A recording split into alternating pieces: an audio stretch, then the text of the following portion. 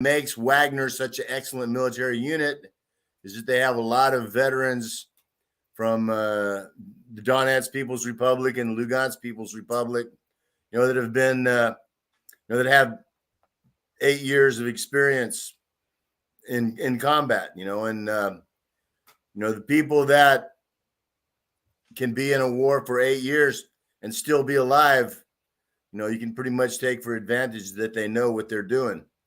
And so I have multiple friends in Wagner right now.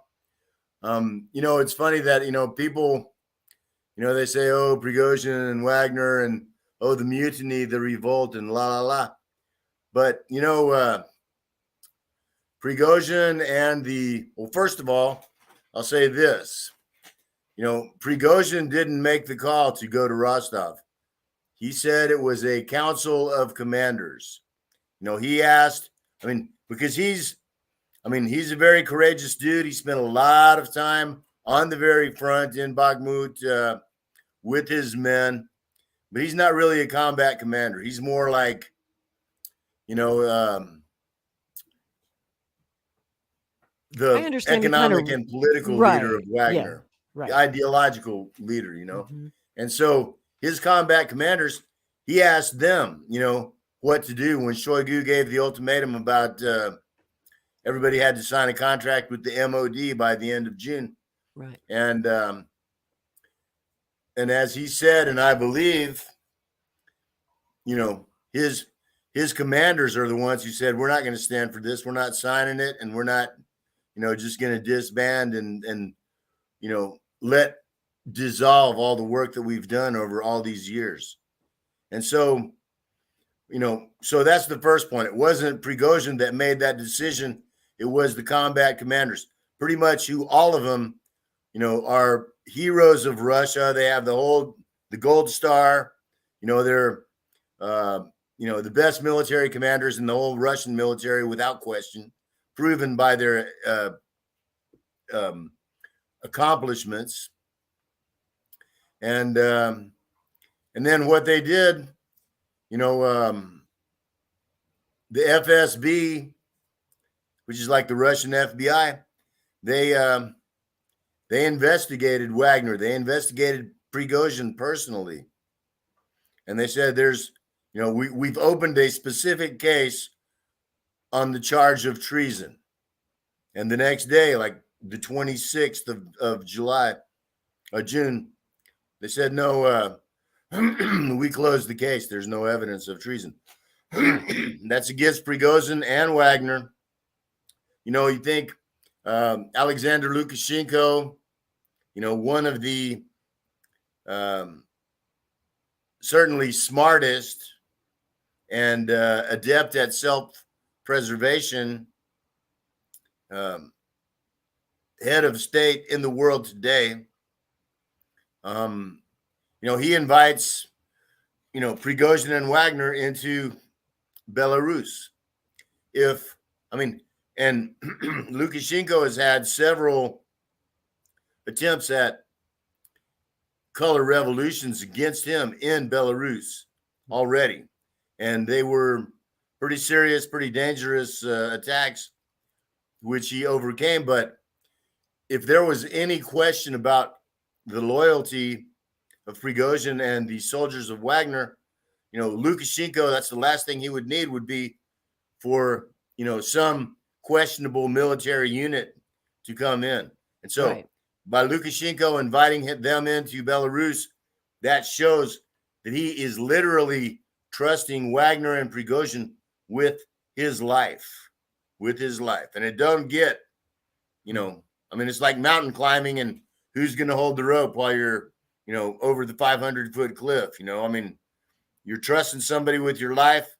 That's as real as trust can get. On the other hand, Vladimir Putin has said that, betrayal is the worst crime of all. And I agree with that. But if Putin thought that Prigozhin had betrayed him, had tried to attack him as the president of Russia or overthrow the Russian government or the Russian constitution, Putin would never have let Prigozhin get away. He would have said, no, I don't care if you go to Belarus. I don't care if you go to the United States. We're going to get you. We're going to get you. Right. Yeah, that's the question So, I have now is that we find out from Lukashenko this week that actually Prigozhin is not in Belarus. He's apparently in St. Petersburg, Russia. well, So, that's where he's from. I mean, yeah. he's taking care of his business. He is not. He's got, the FSB searched his house. They took some guns from his house. They took about $250 million worth of rubles. And he I had saw there in some cash. fat stacks of cash in United States dollars too. That's And right. I mean, that was a big chunk of money, but it was I interesting. mean, he's got a lot of work to do. Money's a tool. And so he had a lot of that tool. But he's got it all back. He got it all back. He got all the guns back. He got all the money back. So there's no charges against him or Wagner. And he's basically free to do whatever he wants. I mean, he's walking around St. Petersburg. He's walking around Rostov. He's walking wherever he needs to go, and nobody's messing with him because it would be stupid. It would be inexcusably idiotic for Russia to disband, the most effective military unit, in the 21st century. So they have a powerful thing there. Lukashenko is going to take care of it. I believe, and who knows, really, nobody knows for sure what's going to happen, but I believe that Wagner will make the transition to Belarus. They will become trainers. They will also remain a cohesive military unit, and they will, and they will be 100 kilometers from Kiev instead of 300 kilometers now. And if they're needed to go in, well, when they're needed to go in, they go in. That's what they do. I mean, what they did in Bakhmut or Artemyevsk, it was a legendary military victory for the ages. I mean, there's basic, there's a, how do you say it? There's a course of study called military science. And there are laws in military science, just like there are laws in physics, just like the law of gravity, just like the sun comes up in the morning. And, one of those laws of military science is that when you are assaulting an entrenched defensive force, particularly in a built-up urban area like Bakhmut, that you need 3 times as many attackers as there are defenders in order to have some, reasonable expectation of success. And the less it is than 3 times as many, scientifically, the less you can expect to have success for the assault. Wagner went into Bakhmut not with 3 times as many, not with twice as many, not even 1-to-1. Wagner went into Bakhmut with less than 1-to-1 parity with the Ukrainian Nazis that were dug in there, and they beat them. Prigozhin says it was 20,000 men that he lost. It would have been less, supposedly, if he'd had the ammo and the equipment that he needed that he didn't get. But to take a city like Bakhmut with less than 1-to-1, I mean that's literally, the Alamo or Thermopylae with the 300 Spartans, except they won. It's like the Alamo fighting against 3,000 Mexican soldiers and winning. Right. So it's a miracle of courage, dedication, determination, and they did it. There's no finer fighting for, and and the most important thing, and it doesn't matter, if you have, a Stinger missile or if you have a knife. The guy that's the most determined, the guy that's not going to ever, that's going to fight down till, scratching with fingernails. Those are the guys that are going to win. Morale, esprit de corps, that's the most important consideration in any battle. And that's how Wagner won in Bakhmut. They had courage, they had determination, they had the willingness to give their lives to win. And they did win. And they got stabbed in the back for doing it, I mean, there's a lot of questions about what's happened with Wagner, between Wagner and Prigozhin and Shoigu, since back in the days of Syria, the original fight there, Deir ez-Zor, 2018. Prigozhin told about he came out publicly at the beginning of June with the story about Deir ez-Zor, where 200 Wagner soldiers were ambushed by American air power and massacred, basically. One of my friends was there. He was one of the very, very few people that survived that attack. He was there as a soldier in Wagner in Syria and Deir ez-Zor. And Prigozhin said that before they went on this mission to the Conoco refinery outside of Deir ez-Zor, Syria, that they were ordered to take by the Ministry of Defense, the Russian Ministry of Defense. And the Ministry of Defense told them that, yes, we're going to give you air cover. We're going to, turn on the air defense artillery, the S-300s or S-200s, whatever they had there. And, and we're going to put helicopters and fighters in the air. And if any kind of aircraft come to attack you, we're going to protect you. And then as soon as these guys, it was, like a long, 10-kilometer, 20-kilometer march or something, they left in the evening, 6 p.m., something like that. They didn't arrive to their target until midnight, something like that. And as soon as they left, the Ministry of Defense called back and they said, don't put the aircraft in the air. Don't turn on the air defense. And don't tell Wagner that we didn't do it. And I don't know if this is true or not. I know it's true that Prigozhin reported on this in early June. But I also know it's true that in Russia, there's a law against discrediting the Russian military by making false statements that make the Russian military look bad. So, exactly. I mean, there's people in jail in Russia who said something like, say, oh, yeah, the Russian army killed all those civilians in Bucha, which is a complete lie. And they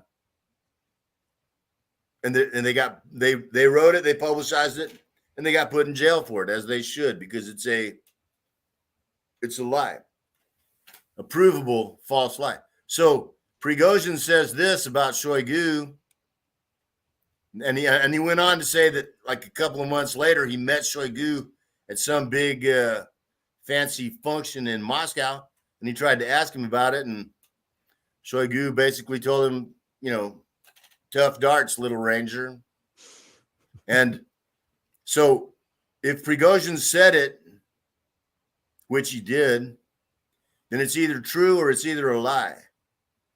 And if it's a lie, then he should be, and no one will argue, he should be arrested for that, for telling a lie, that Shoigu betrayed and stabbed in the back his men, did something that led to the death of scores, if not hundreds, of Russian volunteers.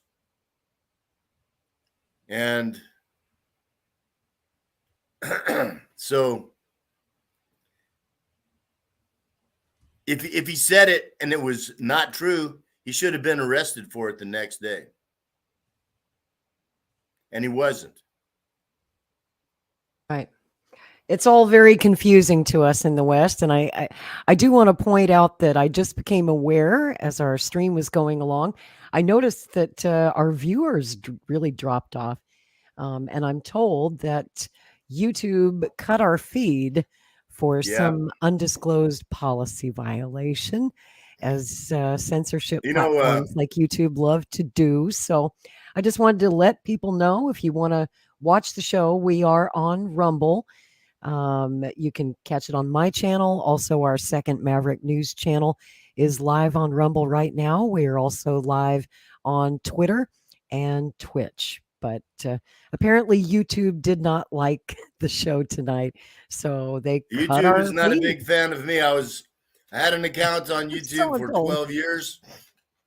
I made a video on like the second day of the special military operation. Ah, yes. And they It was banned like you. a 40-second video. I was Oh, standing with Alexander Sladkov on the front with a column of Russian armor that was moving into Ukraine. And I just basically said, these guys are here. There's a lot of them. It was like the second day of the special military operation. I said, we're coming in. The good guys, we're going to help and we're going to liberate. The bad guys, we're going to kick their ass. And there was nothing really all that remarkable about the video, but it got tens of thousands of views, hundreds actually of thousands of views.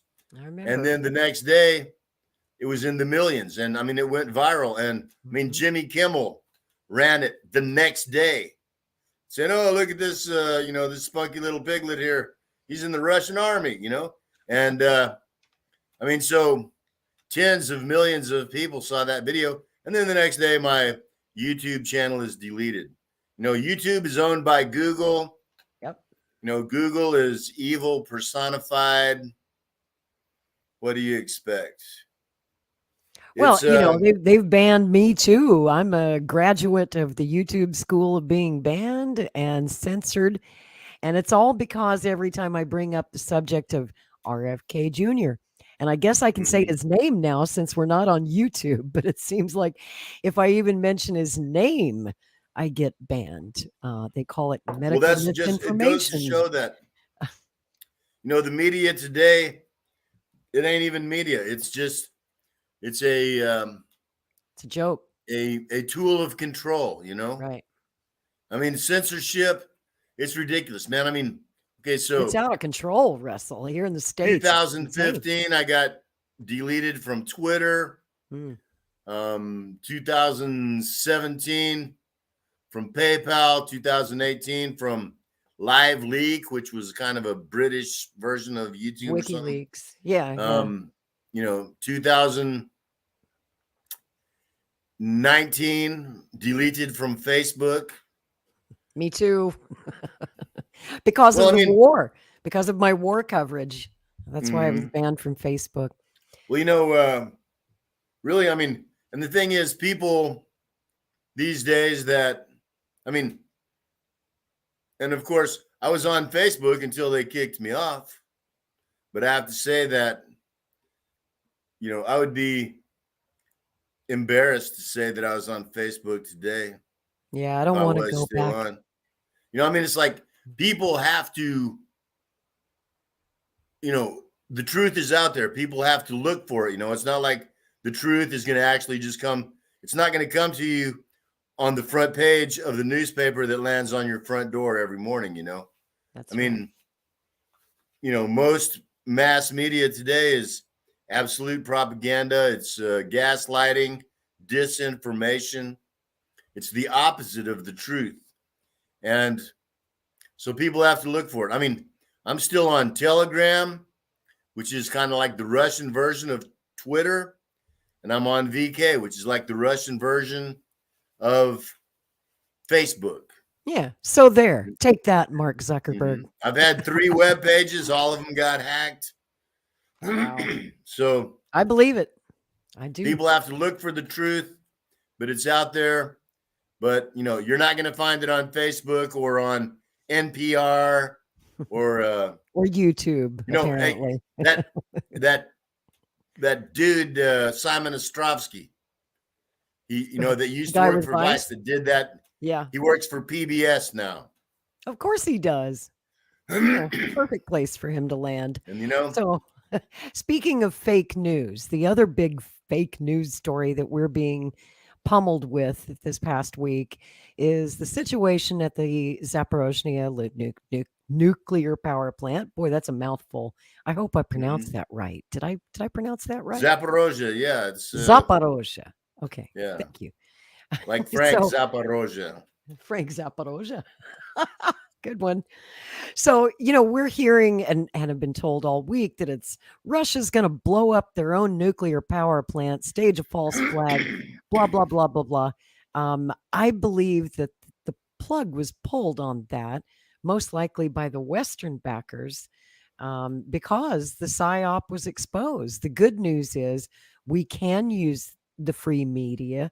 And I've been screaming about it for a week, and a lot of other journalists, independent journalists, have been screaming that this is bullshit. This is a false flag. Russia is not going to blow up their own nuclear power plant and cause a nuclear incident.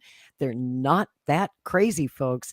And I think that people in the West are starting to figure it out. And my personal belief is that that operation was called off, literally aborted at the last minute. What do you think?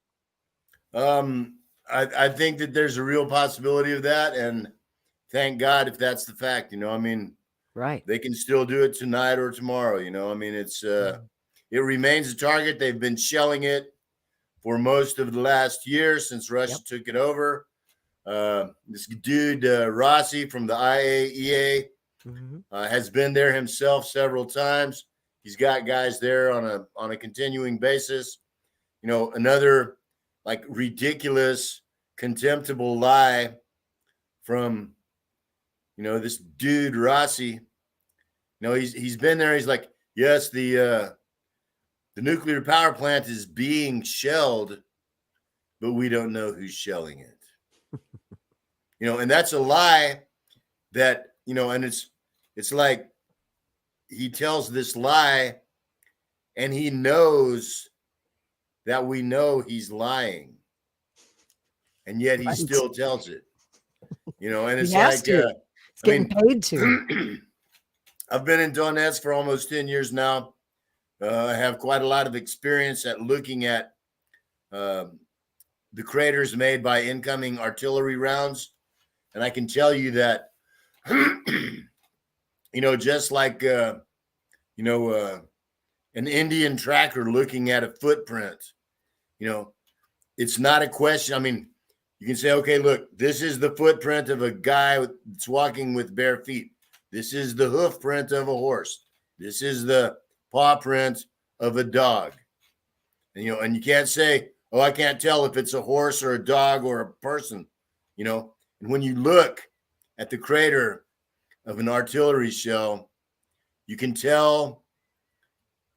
And it's a simple science, man. I mean, it's like without question.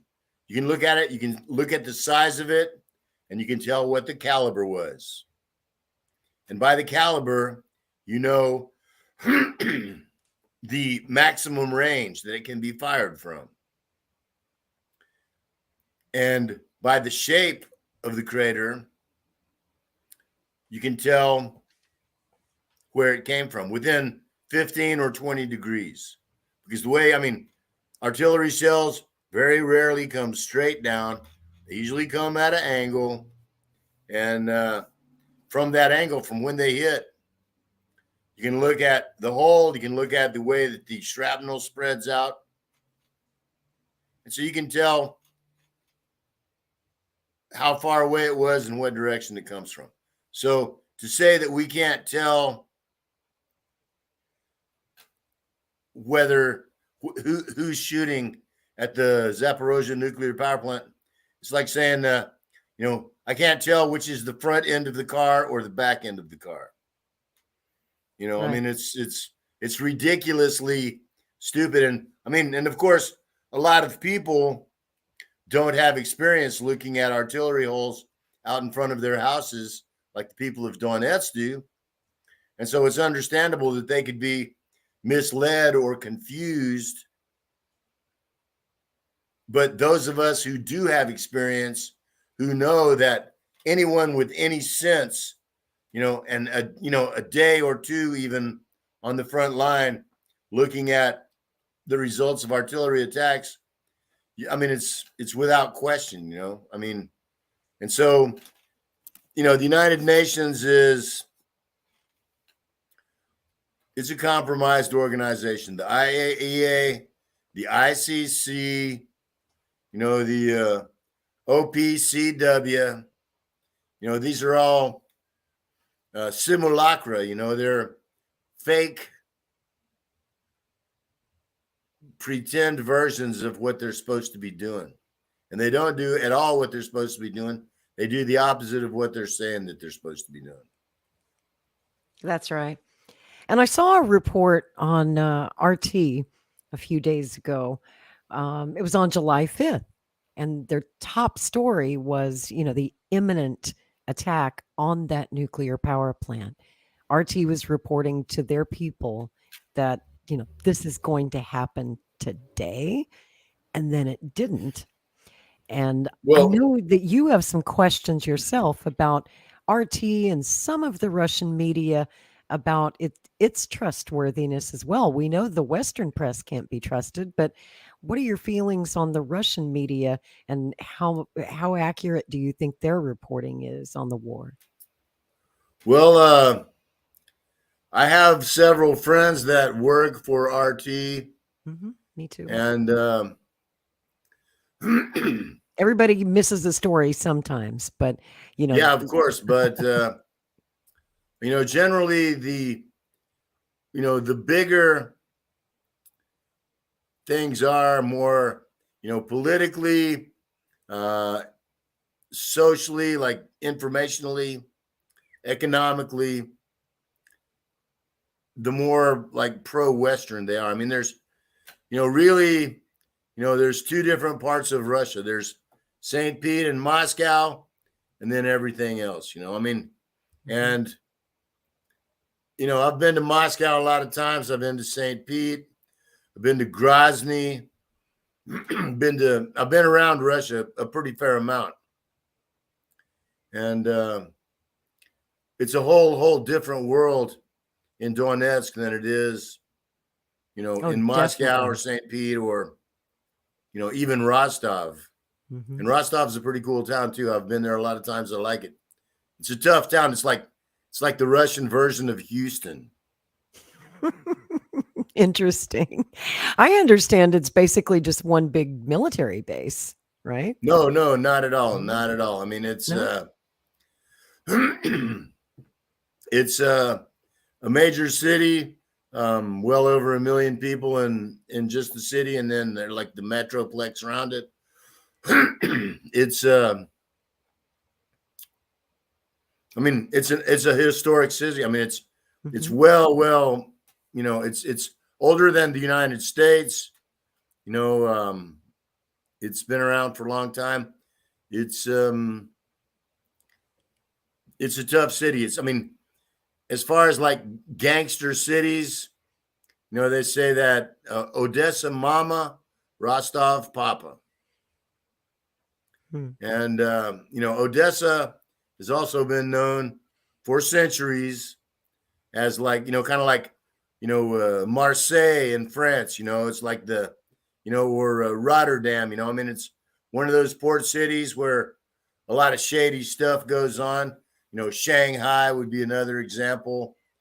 And so Rostov's a tough city, but I like it very much. But when it comes to Moscow or St. Pete, you see too many dudes driving around in $500,000 Mercedes. You see their girlfriends driving around. The traditional car for the mistress of a Russian oligarch is a Bentley.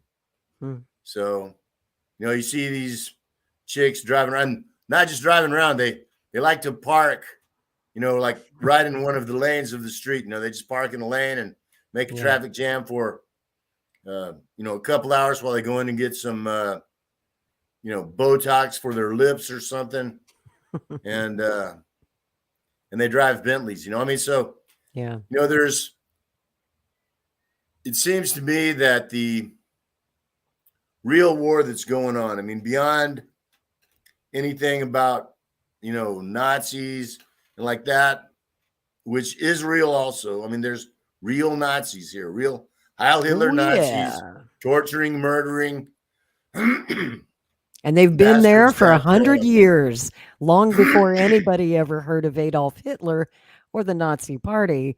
The Ukrainian nationalists, as I often say, were the OG Nazis, the original gangsters. That's a fact. I mean, where I am right now in Donetsk, this is Donbass. This is the area, the Ukrainian, southern Russian area, the Donbass, the Don River Basin. This is the area where a lot of the original Russian Revolution was fought. Mm-hmm. This is the area where the Russian Civil War was fought. Very historic ground. Had, was horrific atrocities and stuff. The White Russians against the Red Bolsheviks, which, a lot of people have no clue that, you ask somebody, well, did the United States ever invade Russia? Yes. Yeah, they did. We certainly They did. did. The United States, France, Japan, England sent 50,000 troops. The Expeditionary Force, right? 100 years ago, like 1921. Mm-hmm. And 50,000 troops on the side of the whites. They did a lot of atrocities. They did a lot of fighting here.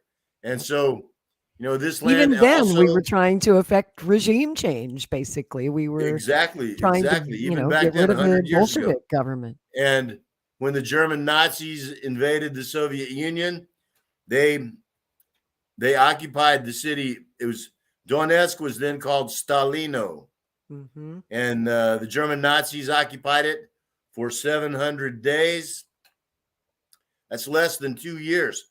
And in less than 2 years, they murdered over 100,000 citizens of this city in less than 2 years. There's a place about 1 kilometer from where I'm sitting right now. It's called the 4-4 Mine. It was a coal mine shaft. It was 5 by 3 meters across, and it was 365 meters deep, which is more than 1,000 feet deep. And that was the disposal place for the German Nazis for their victims in the city of Donetsk when they occupied it. More than 75,000 people were thrown down this hole. It was 365 meters deep when the Germans came, and when they left, it was 65 meters deep. And the other 300 meters, which is 1,000 feet, was filled up by human bodies. They threw, whole families at a time down this hole. And so these are the people, and the people that we're fighting today, defending ourselves against today, are the people that say Heil Hitler and Slava Bandera and think that that was cool and want to do that again. And they want to do it again. They're very clear about that. And, I do want to dig into the history of all this a bit more, because a lot of people in the West don't understand geographically and ideologically how divided Ukraine has been for more than a century now. That, Western Ukraine has always been that hotbed of Ukrainian nationalism, Nazism, because of their history with Poland and Germany during the First World War, in the interwar years, the 20s, the 30s, and then, of course, when they came together in World War II. After World War II, of course, we know that the Banderites, the OUN, the UPA, got in bed with the CIA and MI6, and they were used essentially to wage guerrilla warfare against the Soviet Union. So in many ways, that Western regime change objective has not changed in 100 years. We had a couple of brief respites where we were more friendly with the Soviets. Certainly, we were allies for a brief time during World War II. But as soon as that war was over, Winston Churchill just couldn't wait to invade Russia. He had that crazy plan called Operation Unthinkable. I don't know if you're That's aware of right. that. George Patton too was a big fan of That's the right. idea of Yep. fighting. My grandfather was in Patton's Third Army. He was a tank commander. He was Wow. one of the first Americans into Germany from the western side, and he hated Patton, by the way. But I think most of his own men hated Patton. you have a very good understanding of the history of Ukraine, and the Donbass, that most Americans would have no clue about, but that Right. is a fact that the OUN, that from before, I mean, they were waiting for the German Nazis to come in. These are the ones, and there's photos of it, the girls giving flowers to the German Nazis, offering the bread and salt, on the towel. And, right. and the worst war criminals. Right. It's funny, the German term Schweinhund, which means pig dog. The Germans made that up about the Ukrainians because they have these hats with these weird little triangular things on the brim. Yeah, I've seen those. And they called them pig dogs. They said it was like pig ears or something. Even the SS thought these dudes were too much. That's true. That is very, very true. And Hitler was using them. There was never any promise made of Ukrainian independence, but that's the reason that the Banderites and the Ukrainian nationalists were supposedly allied with Hitler. They believed that once the war was won, and the Nazis did kind of dangle that carrot in front of but only them. an idiot believes, trusts. But why would you believe Hitler? Exactly. Yeah. The man who never kept a promise. I mean, and again, in that same statement, it applies to, the Russian foreign ministry these days. Why did they believe when NATO said, "Oh, we're not going to expand 1 inch eastward"?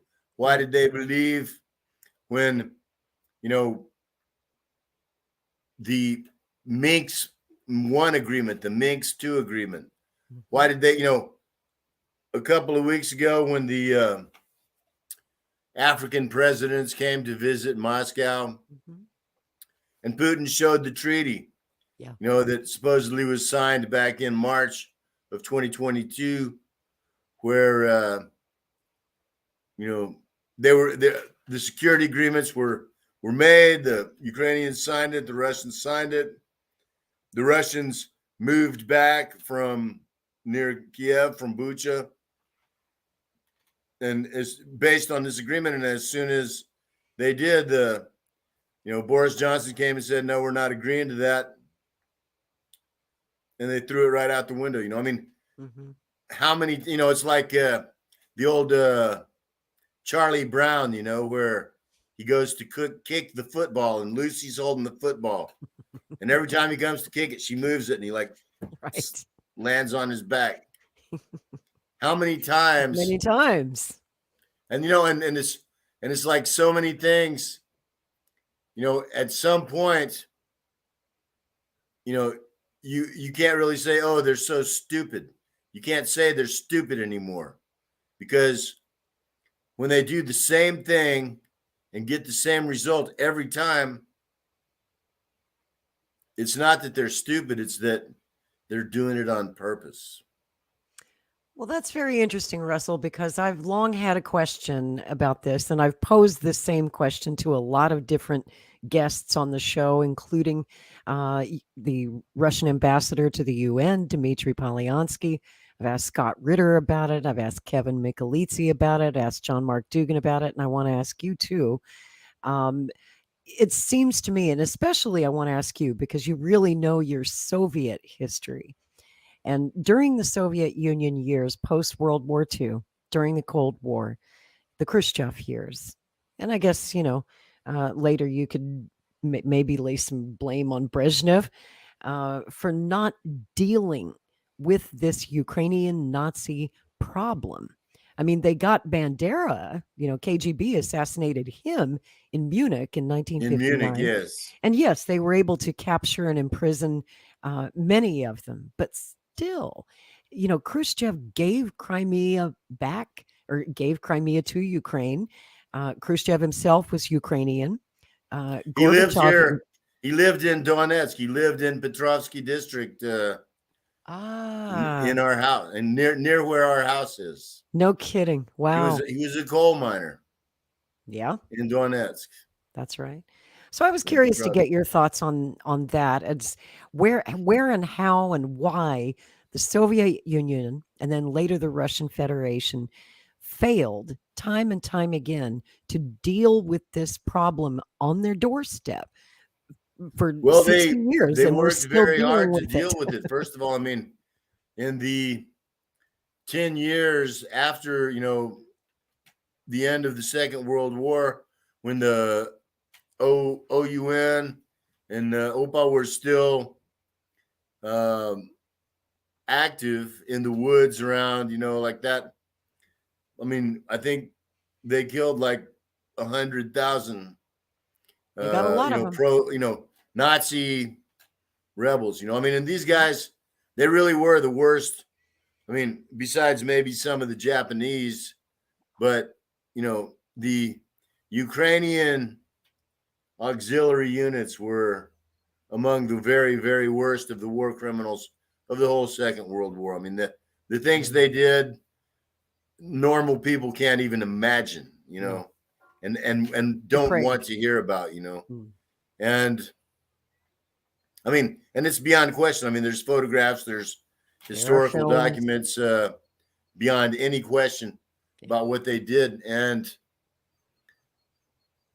so, I mean, and that's the thing, I mean, like talking about like recent news, just the most horrific and tragic thing. Today I just saw that Erdogan in Turkey has released all those Azov bastards that were supposed to be held in Turkey till the end of the hostilities. Supposed to be. And so what happened there?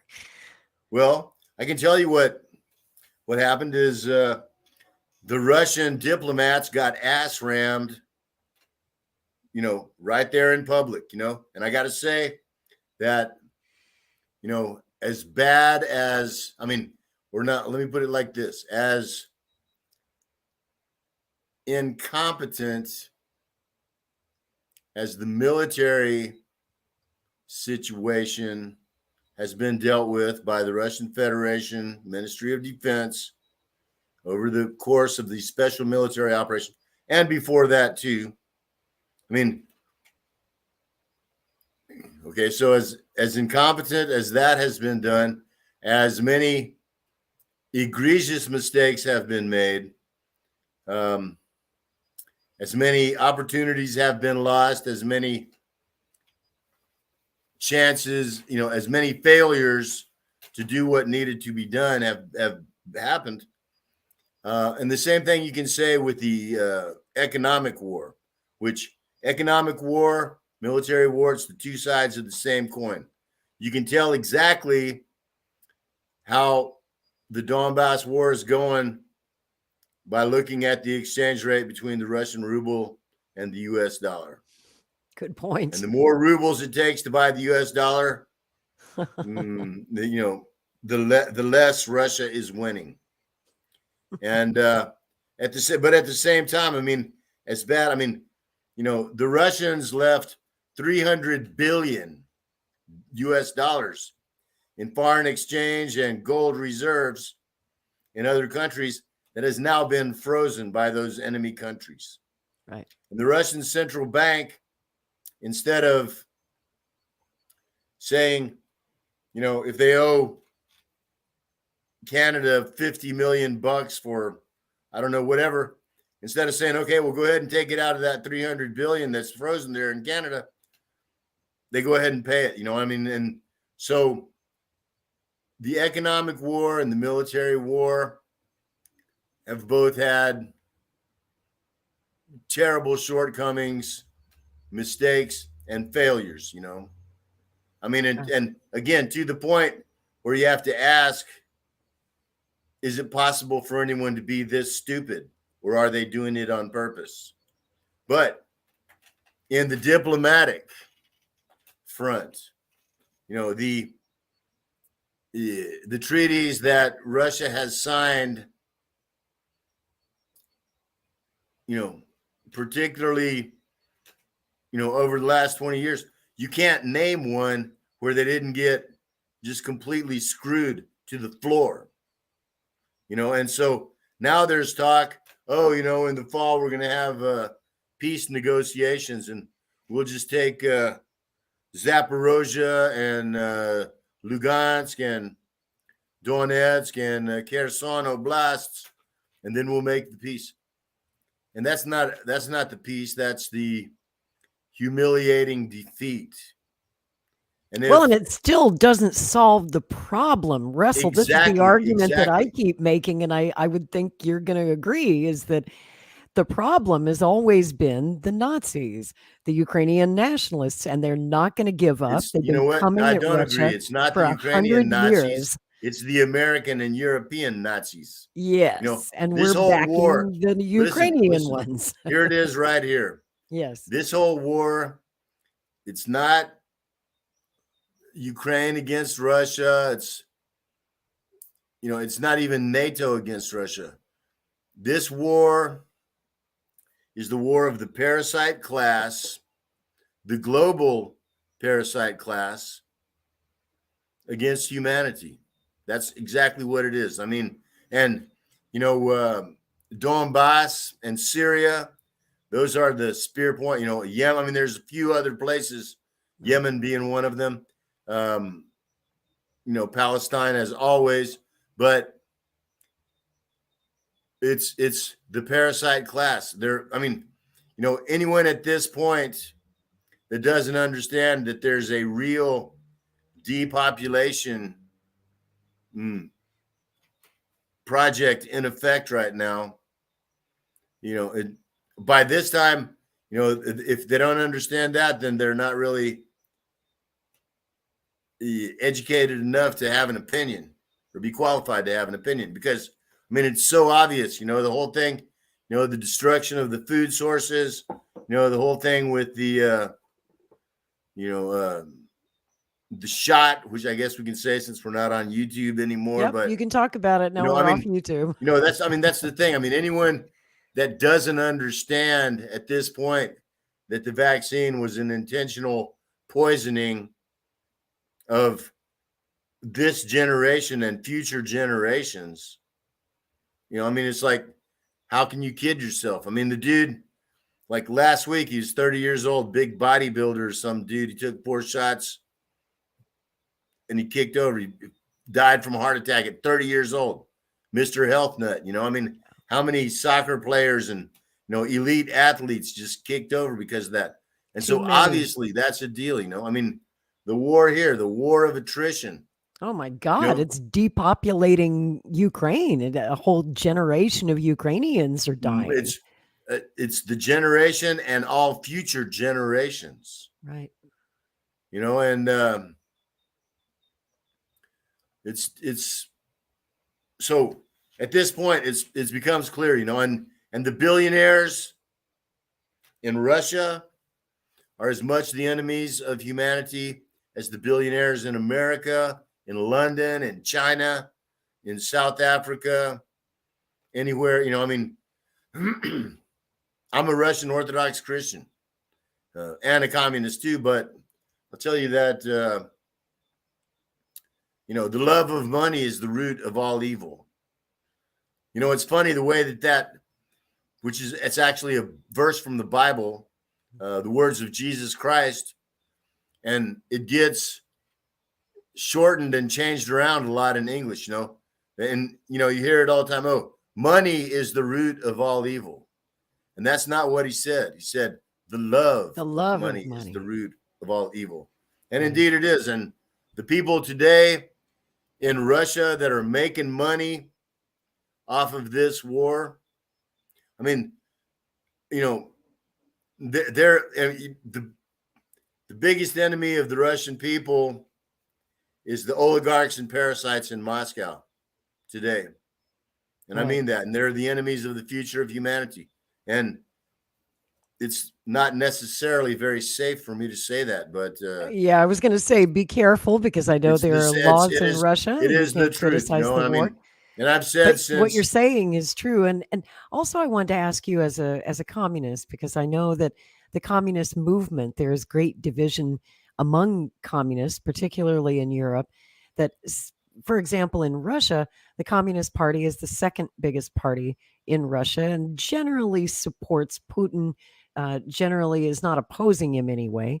But there are well, communist parties in other parts of the world who do not support Russia in this conflict because they view this as an imperialist war between two imperialist powers, imperialist Russia versus imperialist NATO countries. And so I wanted to ask your thoughts on that, Russell. okay, well, I mean, of course we can answer that very quickly and easily. And if Russia is an imperialist power, name all the countries that Russia has invaded There you in go. the 21st century or in the last 30, 40 years. Yeah. Go ahead. And yet, as you say, there is certainly a oligarch class that Yes, is in charge in Russia, certainly a capitalist class. very much so, And you know, and I there mean, are war profiteers there too, just like there are very, here. very much so. And And that's just real talk. There are a yeah, lot it of is people out real there talk. who It are is. I mean, that's fanboys for Russia, and I know exactly, it's you're the not. elephant in the room. Right.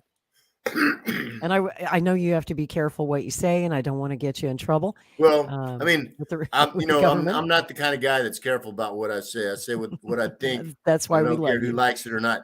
But I'll tell you this: this is something that's well worth understanding. Um, First of all, in this war, it is the war between the oligarch, parasite, billionaire class and humanity. They are right now all the billionaires on earth. They have their own deal going, and they're working to get rid of about 90% of us, make the rest into sex slaves, to organ donors,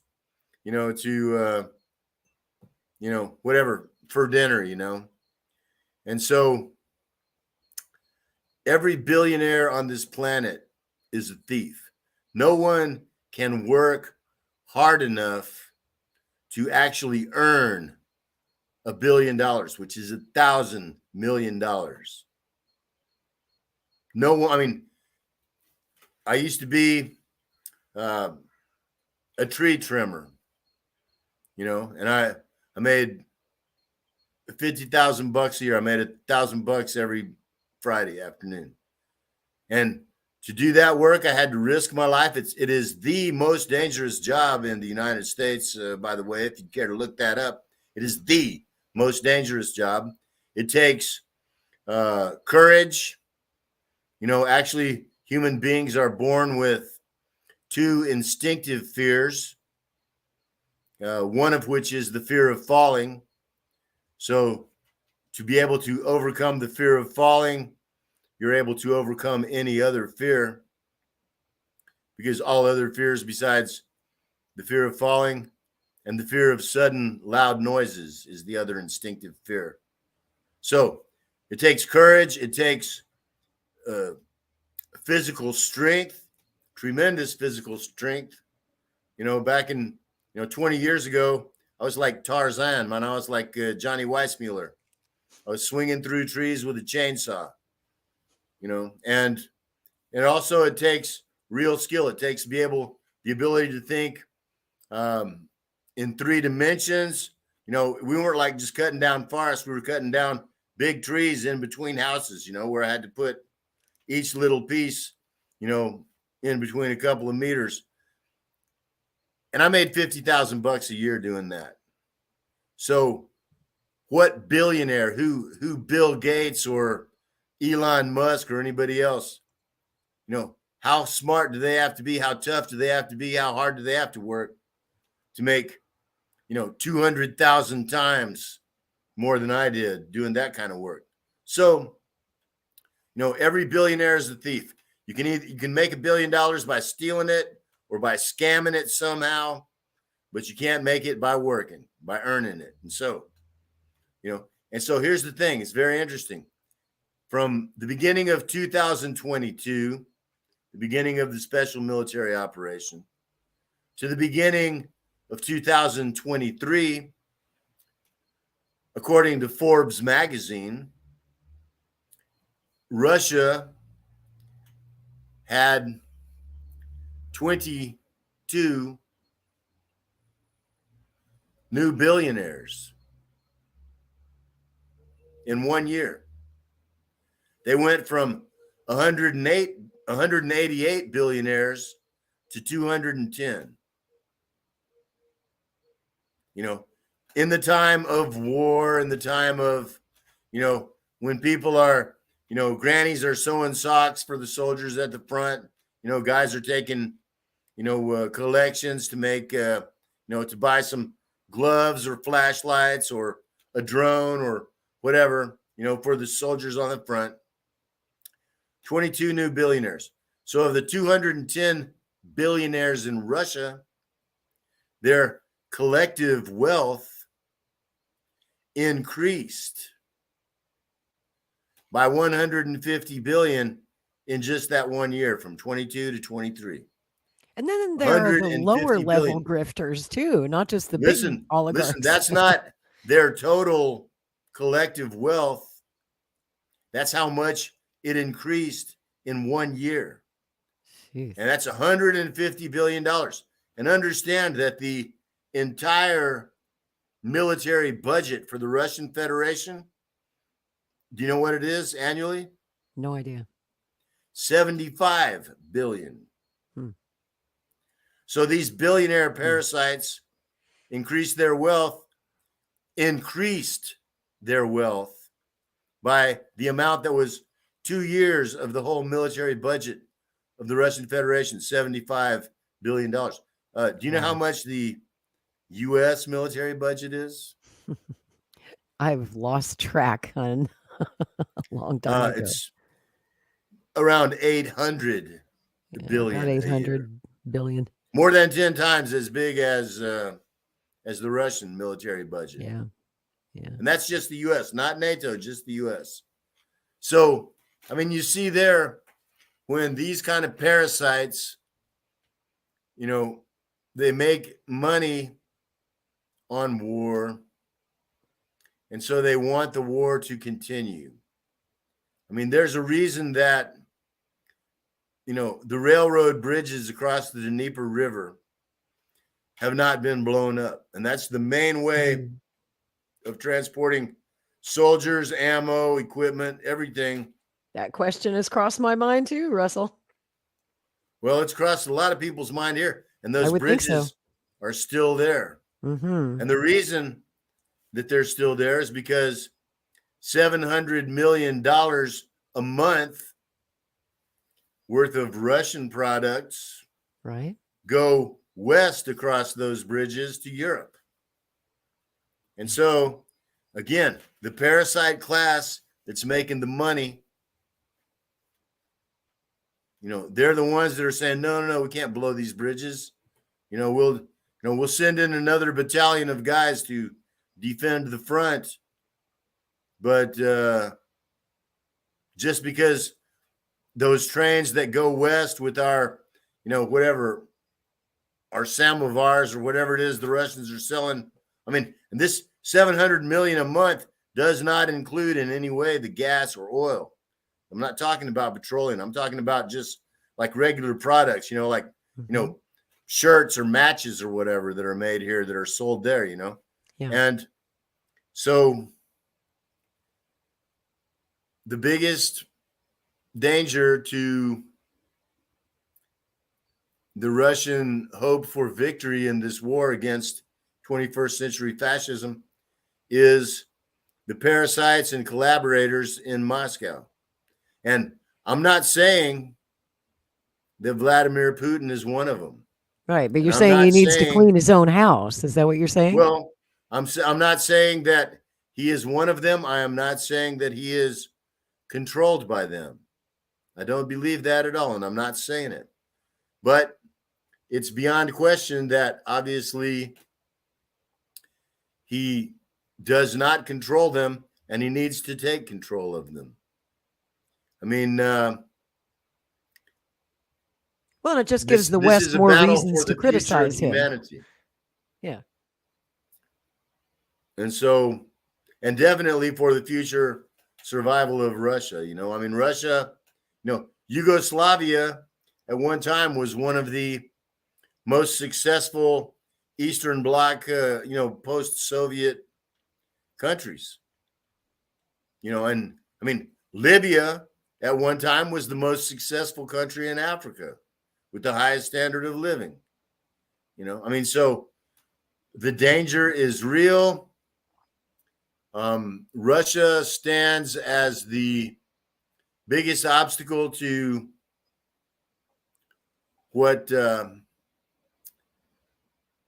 21st century Nazis want to do, and yet there's people in Russia that are hobbling that resistance, and particularly in Moscow. I mean, so again, that's why I'm a communist, because I understand that it's really it all boils down to a class struggle in the end.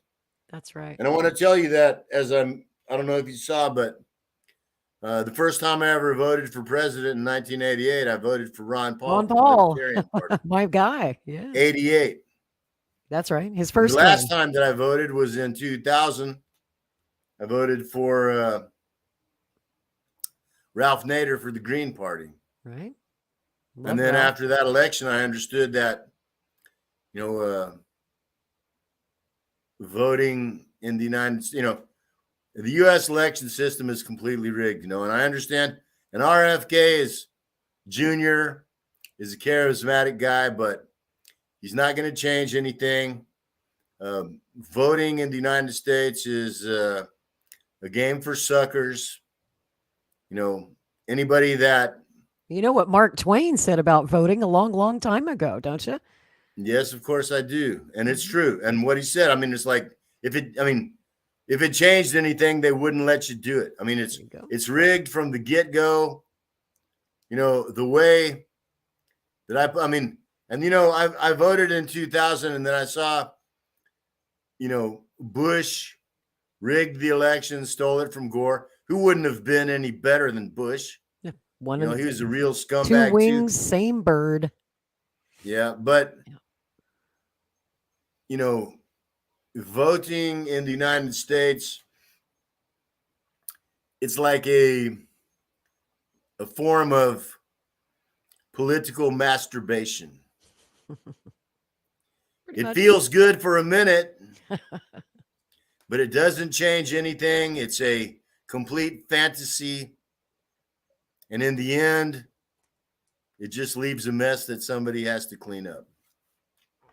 So that is, speaking of messes that need to be cleaned up, getting back to that East-West separation, that division in Ukraine, I think what a lot of our Western viewers don't know or don't understand is that the Western part of Ukraine, of course, is where that's the hotbed of Ukrainian nationalism, and they tend to be more European in their ways, consider themselves to be Europeans. And the eastern part of Ukraine, that's Soviet country, and it still remains to this day still a very the eastern part of Ukraine, the Donbass region, which includes parts of southern Russia, including Rostov, Taganrog.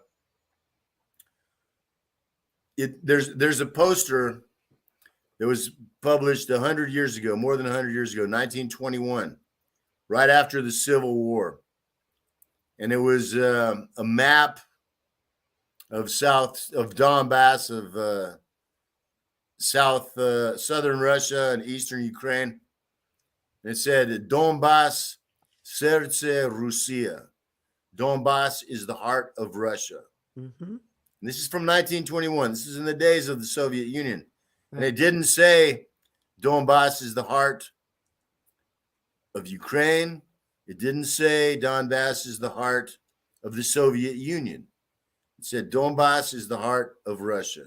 I've seen that. And that was like 1921 during that very short-lived period of Ukrainian independence. Very short-lived. Like that's right. Well, I mean, during the Civil War, there was like a dozen different people's republics here. That's right. Basically in Donetsk Oblast. Mariupol was called Makhnovia after this anarchist guy, Nestor Makhno. It was, I mean, it's an interesting place. You know, I mean, it's had some tough times, but it's got some glorious history too. Mm-hmm. And speaking of history, you know, we've talked quite a bit about the Nazi problem, but to make it a little more contemporary, I know you've been there for about a decade now, getting close to 10 years. You've seen it from the ground.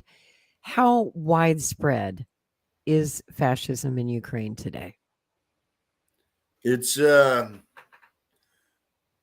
you know, okay, so it's like today, the big news today that the Turkey has released these Azov Nazis that Russia traded for Medvedchuk. Okay, so here's the thing about Nazis. The really hardcore Nazis, they're the same as like ISIS terrorists. You know, these are guys that can, you know, cut your face off with a knife and laugh about it, you know, and make a video about it and put it on TikTok or something, you know. Which they these are routinely guys do. That can slaughter children in front of their mother and think nothing of it. They can do it all day long, every day. You know, you understand, you think about, you know, they say, oh, how long it takes to train a pilot for an F-16 or something.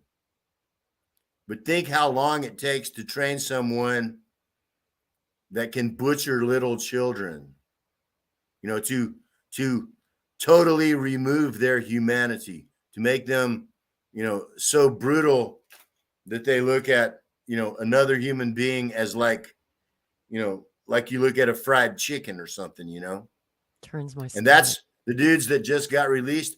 And that's why they're so important to the Nazis in Ukraine and their masters, the Nazis in Washington, D.C. and London and Brussels and Tel Aviv. It's because these people, you know, they're absolute psychopaths. That's right. You know, you say, okay, you know, go run over everybody in this town with a steamroller. Okay, no problem. Line them up. And they take great pleasure in it if they're Russian. Gives them a thrill. Well, I mean, the thing is, I mean, it's like somebody that's a psychopath like that, they don't care who it is. You know, I mean, the same guys that are willing, you know, that are that murdered the Russian prisoners of war, you know, the well-known videos that were made where they were kneecapping guys or shooting them in the crotch, letting them bleed out, beating them up while they're dying. You know, they'll kill Russian prisoners of war, or, you know, they'll go kill civilians in Bucha. You know, they say, oh, you know, some civilian with a white armband, pop, pop, pop, just go ahead and gun them down. Oh, they got a Russian, you know, C-ration food carton, bam, bam, bam. They took food from the Russians, kill them. You know, and these are the same ones that, you know, and they're not the frontline troops. They're the guys behind the frontline troops. They're the blocking troops. They take the conscripts and they say, okay, you go to the front line and you stay there and don't come back. Because if you come back, we're going to shoot you. You know, they shoot their own guys. I mean, there was a video I saw last week, some battalion commander, he went to the front. There was a bunch of guys on the front line in a bunker. And the commander says, all right, we're going, you know, we're going to go on the attack or something. And the guy said, no, we're not going. And he's like, yeah, I order you to go. And they're like, you know, get out of here. And you could hear like somebody cocking their AK. And the battalion commander, he walks outside, he tells his assistant, give me a grenade. And he throws a grenade in there in the bunker with, half a dozen dudes or something like that. His own guys, kills them. And that's the thing. They don't care who it is. Once you acquire the taste for blood, you don't care who it is. It's sometimes I think that their Russophobia is really just an excuse to kill, just as the Nazis used communism as an excuse to take pleasure in killing everybody in sight. It was just the thrill of the kill more than it was political ideology or racial hatred or religious hatred. They just like to kill people. They're psychos, like you said. It's like from that book, 1984 by George Orwell, there's the classic line about power. And when O'Brien has Winston Smith strapped down to the chair in room 101 at the end, and he asks Winston, he says, how does one man exert power over another man? And Winston knew the answer. He said, by making him suffer. So every time you hear about a powerful billionaire, a powerful oligarch, or a powerful politician, just remember that's the definition of power.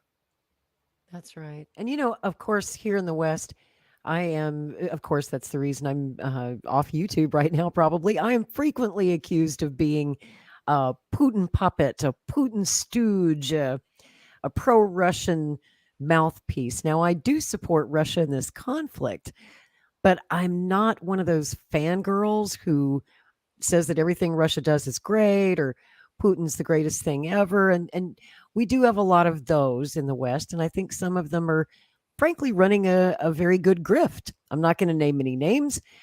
I think you know who I'm talking about.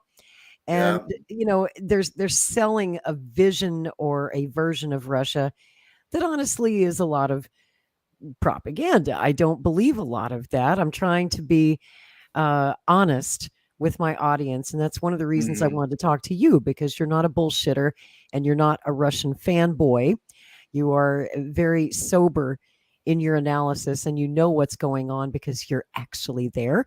A lot of these pundits over here in the West, I call them the Putin fanboys, they're not there. They're sitting over here in the United States, literally reading headlines off RT and making a pretty good and then giving their opinions. And so I just want to say I'm not so much pro-Russia as I am anti-Nazi. And that's the way I felt about it in World War II. I'm a citizen of the Russian Federation. I have a Russian passport. I'm very happy and proud about that fact. But, my deepest loyalty, the reason I came here was to help the people of Donbass, and like I said, Donbass is the heart of Russia. The people here are unique. They are sacred. They have courage and the willingness to self-sacrifice, to work hard. That is an example for the world, Absolutely. There may be other people, around the world, Vietnamese, Cubans, Hezbollah perhaps, but the people here are very special. And, my first loyalty, my heart is with them, and it's like where I live, where my wife and I have a house in the Petrovsky district. That's like, the toughest, poorest, most bombs district of the whole city of Donetsk. And I'm proud to be from there. It's, the salt of the earth, yes, exactly. People come from there. And, I love Russia. have defended it. Everyone here in Donetsk has defended Russia for almost 10 years now. And it's not, I mean, and we're very glad that the Russians came in when they did, because the Ukrainian and NATO Nazis were getting ready to make a major offensive and That's right. Rwanda-style genocide. Yes. And so we're very glad that the Russians came in when they did. But before they came in, for 8 years before that, we defended Russia. That's and right. It's, Russia has yet to pay us back in the way that we deserve. And the best way to do that, of course, is to get the Ukrainian army far enough away where they can't bomb our city every day like they do right now.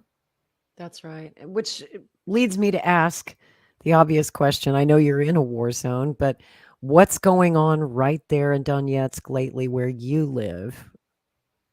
Well, okay, so our house is in Petrovsky district. That's about 7 kilometers from the Ukrainian positions in Mariinka.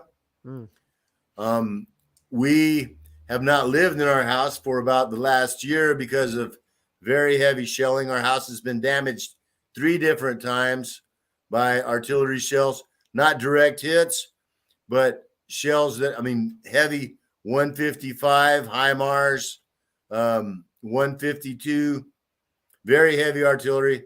It's landed in all directions around our house within 100 meters. Wow.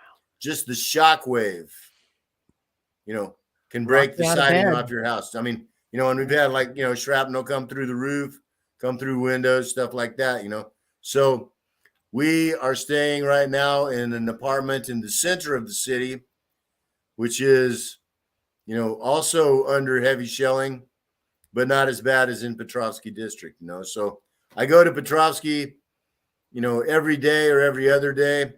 We have a couple of cats there. I go to feed the cats, check the house, check the neighbors. We've had two neighbors have been killed within a couple of 100 meters of our house, people that we knew. Yeah.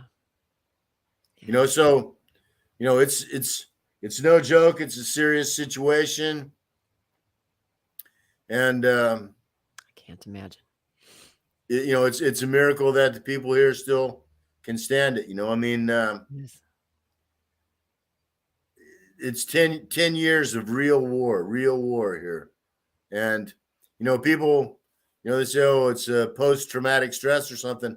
No, it's not post, because it's still going on every day, Right. Right. It's been constant bombardment for a decade, damn near. They're the toughest people in the world, the strongest people in the world, and I'm constantly amazed, and I'm amazed by how resolute and calm you are, of course, in the midst of all of this. I know you've got a family too that you have to protect and keep calm, and cats. But I was curious to ask if you could confirm this for me, since your home has actually been damaged. I'm told that the Russian government is offering free replacement housing to people in the war zone whose homes have been irreparably damaged. Well, it's actually, it's kind of that's a contentious subject, because they're offering it. Let me put it this way. Yes, they are, and they're giving it to people. It's not quite on an equitable level. Some people get more, some people get less.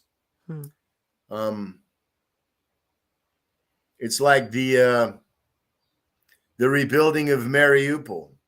Right. Russia has put huge amounts of work and effort and money into rebuilding Mariupol. It really was. It was like an Armageddon style. The whole city was looked like Stalingrad or something. In a year ago when I was there, I was going there even before the fighting stopped, and it was tough. But so now they have new housing, Mariupol, a new hospital, but the people in Donetsk are still waiting for a lot of stuff that other people have gotten, and, understand that, 2 years ago, everybody in Mariupol was on the Ukrainian side, whether they liked it or not. That's where they were, and the people here in Donetsk have been on the Russian side since 2014. And the people here, sometimes they ask, like, what the hell's going on? They're building new apartments for the Ukrops in Mariupol. And I'll tell you, I went there, and even before the fighting stopped, I was interviewing people that were standing in line for Russian human aid. And I had some hipster chick tell me, Slava Geroyam, Slava Bandera type stuff, Wow. And this is why she's waiting in line to get some human aid from Russia. But I mean, a lot of people are, they're just, they're stupid, or they're confused, or, they don't really know what's going on, and they just, Girls got to eat, right? Well, I guess she had to eat that food, no matter where it came from. So I've got one last burning question on my mind, Russell, because I know that you've been a long time cannabis legalization activist. I know that you have unfortunately been prosecuted by the United States for growing this medicinal plant, this herb, and that the government gave you one hell of a hard time. So, of course, I know that marijuana is illegal over there in Russia. Do you still smoke weed? Can you smoke weed over there? Well, I'll tell you that when I came here, I figured that I was never going to smoke weed again. And that's a sacrifice I'm willing to make for where I live now and what I do now and who I'm with now. It's a fact that, in ancient history, the people of the Donbass region were called Scythians. Scythians? And 1,000, 2,000 years ago, they were known for putting cannabis plants on the fire inside of a tent, a sauna type deal. And interesting. Being very fond of that, so it's well, not, it's good farming country. When I came here, I thought that, nobody ever even heard of weed here, but I'm apparently sure way back in history, somebody did hear about it once back then. Do you think that Russia will ever legalize it or decriminalize it? Or is that just a hard no in Russia? I think that's going to be a lot tougher than it was in the United States. First of all, I am one of the guys that helped legalize weed, helped change the law. I worked for from 1990 till 2000 as one of the national level legalization activists. I was friends with Jack Harrer and Dennis Perrone, Chris Conrad, Willie Nelson, back then when it was changing, and I'm one of the guys that helped change it. I'm very proud of that because, you can ask an American citizen, when's the last time the U.S. government ever did anything that made life better for regular people? Amen. And, you can say, and if you can think of anything, it's going to be, well, they legalized weed, Yeah. It's like about someday, the only maybe. thing. Well, maybe. I mean, and now, of course, you see that states are doing and understand that it's interesting. Even back then in the 90s, dude, I'm talking about 30 years ago, more than 30 years ago. George Soros was a big funder of the weed legalization movement. That is true. And I know. And as you see it now, I mean, it's like the internet, which you could say also might have been something that the United States government did that improved the lives of people. But, they did it, and then they took it over and they, turned it back to crap. It's like the internet now, it's a surveillance tool. It's a propaganda tool. Right. It's a censorship tool. And We just found out days, tonight on this show. Once again. Yeah, exactly. Yep. I remember the days when, it was, AOL and dial up. It took 5 minutes to download a black and white picture. That's right. And I saw the potential that it had back then. And, for a while there, it was really great. It was the information version of the Wild West. Oh, yeah. And now it's taken over by corporations. And just like with, the weed situation, when I was working to legalize weed, I said I want it to be legal like corn. When anybody can grow or have or consume as much as they want, and sell as much as they want, stuff like that. And of course, I'm very, very much against any hard drugs. Weed is completely different. Weed is less dangerous than booze or tobacco or heroin or, meth or whatever else you can say. So weed's in a separate class. I'm only talking about weed. And, I just want to point out, because I think a lot of our viewers don't know this about you, but you ran for United States Senate for the state of Minnesota in 1990, was it? With a party called the Grassroots Party. And your whole platform was the legalization of marijuana, cannabis. That is right. And you had like a really tiny budget, but you did super well in the election. How many votes did you get? I got 30,000 votes, which is about 1.5%. I spent about $300 on my whole campaign. So I spent a penny a vote. The Republican incumbent, Rudy Boschwitz, spent $6 a vote, and he lost. And Paul Wellstone, who was the last honorable man to ever step into the United States Senate, he won. He spent $1 a vote. And he got more votes than the Republican incumbent.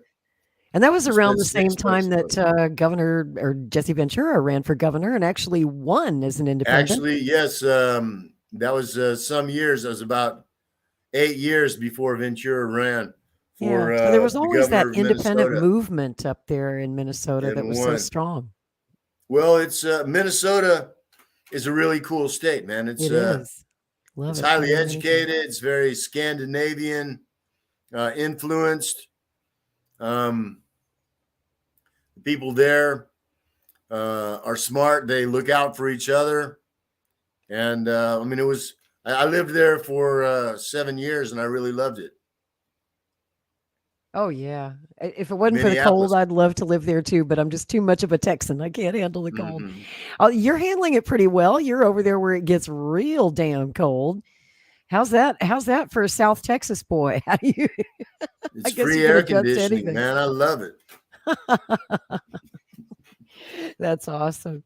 Well, Russell, we're just about out of time, but I wanted to thank you for joining us. And please tell folks where they can find you, where they can follow you, and where they can support you. Okay, thanks, Laurie. Like I said, excuse me. That's okay. Happens to the best of us. Yeah. I've been deleted from YouTube and Facebook and Twitter and So I'm on Telegram, which is an excellent, excellent platform for finding alternative news. It's like the Russian version of Twitter. I'm also on VKontact, which is VK. It's like the Russian version of Facebook. Has 600 or 800 million subscribers, many of them in English. Both Telegram and VKontact can be translated into English. It's time for people to understand that if they want to find the truth, they have to do a little work. It's not a free deal. There's a lot of people out there that want to hide the truth. They want to, distort the truth. So if you want to find the real truth, you have to do a little work. I recommend Telegram and vContact highly. You can find a lot of stuff there that you'll I'm not find sorry, you said they anywhere have a else. translate tool, and you got me curious because I couldn't find a translate tool. They finally built a translate tool onto VK for English. Yeah. Or actually, on VK, what I do, I use the any basic whatever browser you use. Yeah. You can Yeah. add Google can on there. translate. It'll translate into English. The whole There page you right go. there. Okay, so it's not actually built into VK, but you can just use your browser's translate tool. Yeah. Okay. And it's like that's what it is. You have to do I a love little work to VK. find the I gold. like it a lot better than Facebook. I just can't read or speak Russian. I can't read or write Russian worth a damn. So sometimes Well, I'm a little lost on there. the good thing about it is that there are good translating tools these days. Yeah. Facebook, it's just, I can't, I was on it for, I don't know, 10, 12 years, but just, thinking of what it is now, the propaganda, the censorship. And I was on it till they kicked me off, so, it's not like I can Me say, too. oh, yes, I closed my 15 Facebook years. account. And they No, they kicked me kicked me off off. for They airing a deleted speech from everything. Vladimir Putin. That's why they kicked me off. And just this week, Maverick News was suspended from Facebook after many years of broadcasting there, which is why we're not broadcasting live on Facebook tonight, right now. Normally we would be, but we are under a temporary ban, hopefully only temporary, on Facebook. But you know how it is, Russell. Once you get on their radar at these social media companies, That's right. Of you course. never get off the radar. And you know what they say? FFB. FFB? What does that mean? What is that? Tell me. Okay, well, let me put it this way. The first F, then the second F is FB is Facebook. So F Got Facebook. you. I thought I was looking for the FJB. F that guy too. Because you know who's behind so much of this censorship. And we now know because of the Facebook revelations that just came out this week, released by the judge and supporting documents for a censorship case, right? That the judge told the Biden administration they had to cease and desist and stop ordering these social media companies to censor individual Americans, right? And with that lawsuit, there were 25 pages of supporting documents submitted by the judge that showed a very clear pattern of White House officials in contact with people at Facebook, telling them what to do, bossing them around, telling them who to censor, what subjects and what particular keywords to strike people for. We also know from the Twitter files revelations from a few months ago. So all we're waiting for now is the YouTube files, because we know for certain that it's happening at Twitter and Facebook. And you know it's happening at YouTube as well. These orders come directly from the Biden administration and this White House. Yeah, and that's my point. Why would you want to try and get information from a place like Facebook that beyond any question not only censors the truth and pushes down the truth, but then they promote complete BS. They put the lies out there. Oh, the vaccine won't hurt you. And don't you dare say otherwise, or we will kick you off this platform, buddy. Yeah, so that's why you gotta find alternative sources like Telegram and vContact. Absolutely. And Rumble. I want to thank everybody who's watching on Rumble tonight. Here lately, we actually have a lot more viewers usually watching on Rumble than YouTube nowadays, and that makes me very happy. I like to see people getting off these censorship platforms. And each one of those people on Rumble that took the time and effort to make an account there, you got to respect them, because that's the kind of work that you do to overcome censorship. Absolutely. Absolutely. And thanks to everybody watching on Twitter. Thankfully, Twitter's probably the last social media platform we have that is still somewhat free. It's not perfect, but they do let us say things on Twitter now that were not allowed before. Thanks to Elon Musk. So thank you, Elon. I hope he kicks Zuckerberg's ass if they ever get to that cage Me match. too. I'm totally down for that. Russell, thanks for staying up late with us. It has been such a pleasure to get to know you finally. I felt like I know you just from being internet pen pals and following you for so many years, but we finally get to meet face to face, and it's just been a fantastic conversation. It's a real pleasure for me too, Laurie. Thanks to you and the guys from Maverick Media. The truth is our most important weapon. Thanks to you guys that are working to get it out there in spite of all the obstacles.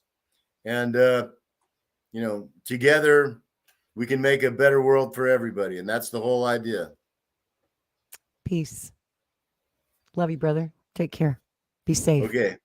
Good night.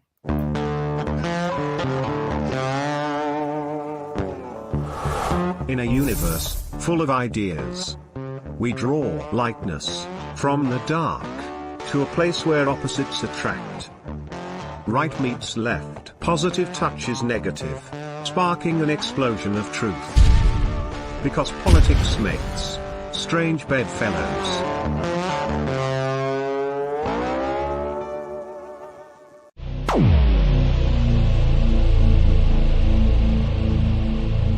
This has been a Maverick Multimedia production.